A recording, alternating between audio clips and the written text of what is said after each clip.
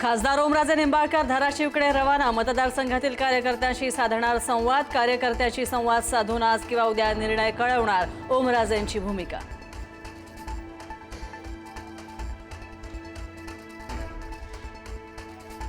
शिवसेना सोडल्याचं कोणत्याही खासदारानं जाहीर केलं नसून चूक झाली असं वाटतं। त्या खासदारांसोबत चर्चा करू, राऊतांचं विधान। तर ओमराजेंसोबत आणखी एका खासदारासोबत संवाद सुरू, राऊतांची माहिती।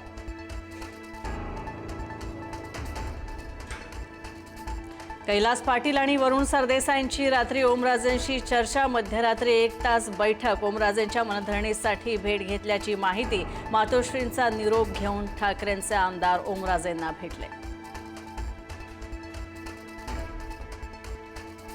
उद्धव ठाकरेंकडून बंडखोर खासदारांसाठी परतीचे दरवाजे पुन्हा उघडे करण्याचा निर्णय। सोमवारी किंवा मंगळवारी सर्व खासदारांना व्हिप पाठवून बैठकीला या असं पुन्हा एकदा सांगून कळवलं जाणार, माहिती दिली।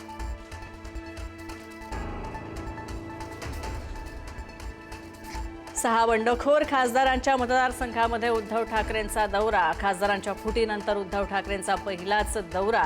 आज ईशान्य मुंबई लोकसभा मतदारसंघामध्ये ठाकरेंचा दौरा आयोजित।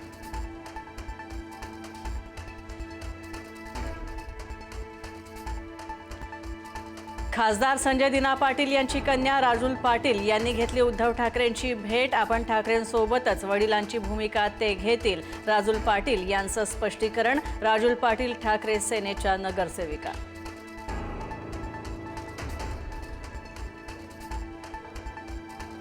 सहा फुटीर खासदारांच्या स्वतंत्र गटासंदर्भातचे पुरावे लोकसभा अध्यक्षांच्या कार्यालयातून देण्यात येणार असल्याची सूत्रांची माहिती। पुढील 2 ते 3 दिवसांमध्ये 6 फुटलेले खासदार भूमिका स्पष्ट करणार। पत्रकार परिषदही घेण्याची शक्यता।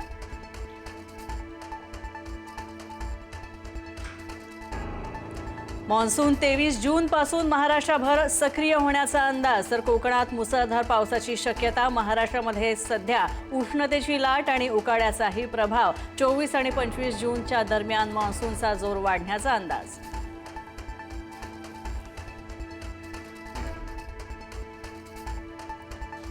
मुंबईमध्ये सकाळच्या सुमारास पावसाची हजेरी। सायंकुर्ला, वरळी, चेंबूर आणि मानखुर्दमध्ये पावसाच्या सरी बरसल्या। उकाड्यानं हैराण झालेल्या मुंबईकरांना दिलासा।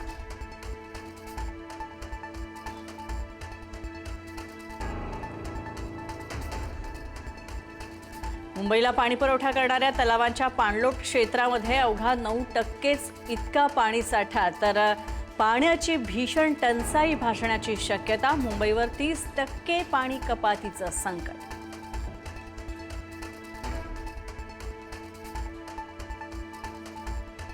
आज देशभरात नीटची फेरपरीक्षा। परीक्षा केंद्रांवर कडेकोट सुरक्षा व्यवस्था आणि बंदोबस्त। सीसीटीव्हीच्या माध्यमातून परीक्षा केंद्रांवर करडी नजर।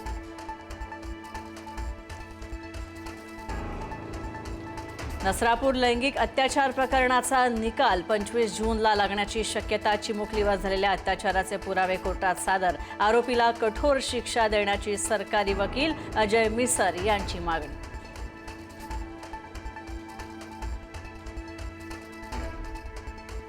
आज आंतरराष्ट्रीय योग दिन। देशभरात योग दिन साजरा। तर कलकत्त्याच्या पंतप्रधान मोदींच्या उपस्थितीमध्ये योग दिन साजरा। तर राजकीय नेते आणि अभिनेत्यांचा योगाभ्यासामध्येही भाग।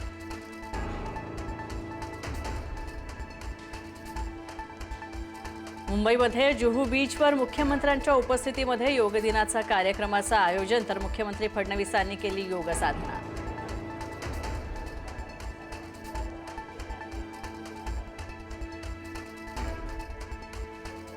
श्री संत गजानन महाराजांची पालखी शेगावहून पंढरपूरकडे मार्गस्थ। पालखीत 700 पेक्षा अधिक वारकरी सहभागी। शेगाव ते पंढरपूर 750 किलोमीटरचा प्रवास 33 दिवसात करणार पूर्ण। 23 जुलैला पालखी पोहोचणार पंढरपूरला।